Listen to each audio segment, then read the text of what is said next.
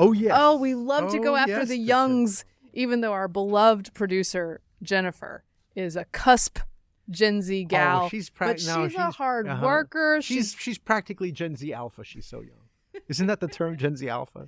But That's right. She was she born in gets it 2010. done, man. She Yes. gets it done. She doesn't truck with any of this nonsense. She has a heart of an Xer.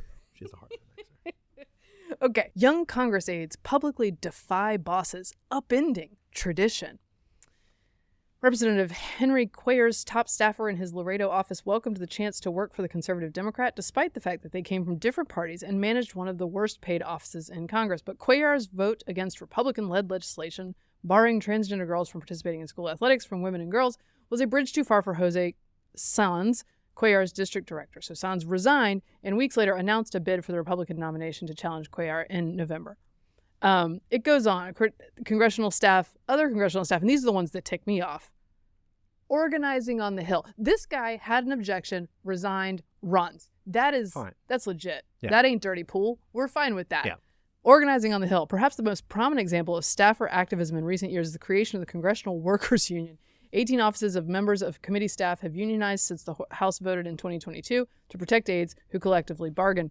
The union is in part the product of younger, more tech-savvy staff who have begun to challenge their bosses online.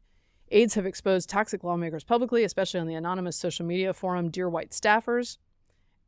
That sounds like a harassment You're right there. equity lawsuit to begin with, and leverage the visibility into hostile work environments to petition for better and more transparent pay and workplace protections. And then, of course, you have them literally protesting their bosses outside the Capitol, outside the White House, because they disagree about policy. Again, the first example, no surprise it's a Republican working for a Democrat, did the sane thing, which is you say to your boss, I can't do it. I can't follow your... Out of principle. You're the one they voted for, not me. I got to move on. Fine. The people who say, I can't handle what you're voting for. The people voted for you. I don't care. You're ticking me off. I'm going to protest, sometimes anonymously, your legislation. For example, against the war in Israel. Yes, right? This is a huge one. In Gaza. Right. And there was a petition signed by hundreds, if not thousands, of unsigned. So if they're anonymous, what do they sign on that petition? Did they just write anonymous? X or something? I don't know. Okay. I don't know. Hispanic staffers want Congress to provide a pathway to citizenship for undocumented immigrants. LGBTQ staffers have called out House lawmakers for denigrating the transgender community.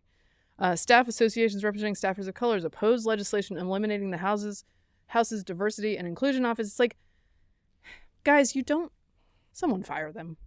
But I'm going to fire them. I assume this is happening in Democratic staff, Democratic offices. Because if that's the case, they had it coming. They engendered this. Yes, this is the problem. And I know, I sound like the jerk face. Fire them. Yeah. Let them be martyrs. Yeah. Stand up to them. No, they want their job. They want the benefits. They want it both ways, right? They want it both ways. They want to do the job. They want to castigate their bosses. Look, I dislike members of Congress as much as the next angry staffer, okay? But you have a job to do. Mm-hmm. Yeah. You signed on to that job. One of the reasons I don't work on the Hill is because I have a big mouth and I have beliefs, and my beliefs do not always align with people in office, and I would find it uncomfortable for me to do that job, right? No, I cannot fathom doing that. Yes. But you know what I don't do is throw a tantrum on the Hill because I signed up for a job I can't do. No, but okay, so the first thing that came to my mind was in the 1970s, there was a kids show called Kids Are People Too. There was a chimp on that show. Mm-hmm. Anyway, it come out at the end.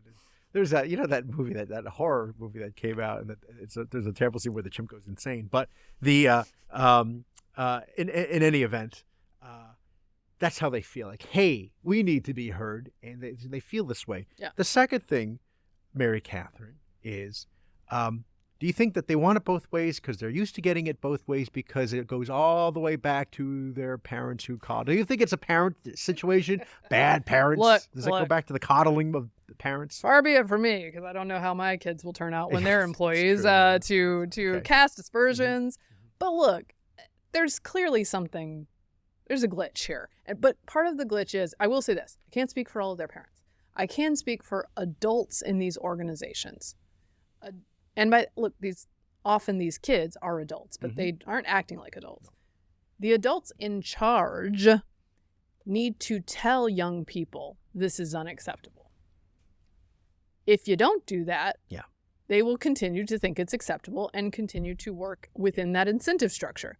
I think, yes, in their colleges, they were often treated like they're in charge. Everyone has lost the spine to just tell a 21-year-old, you're wrong. Right. No, you don't have any leverage here. They're not used to having anybody disagree with them at all.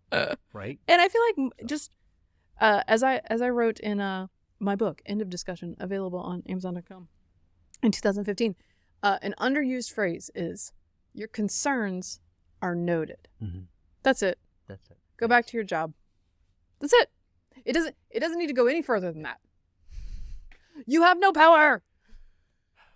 Go back to your group house. Like I said, drink out of a red Solo cup. Live your life. They're reaping the whirlwind. So there you go. I bet those kids don't know anything about music videos. Really good ones. All right. Oh, the Barbie discourse. Oh, okay.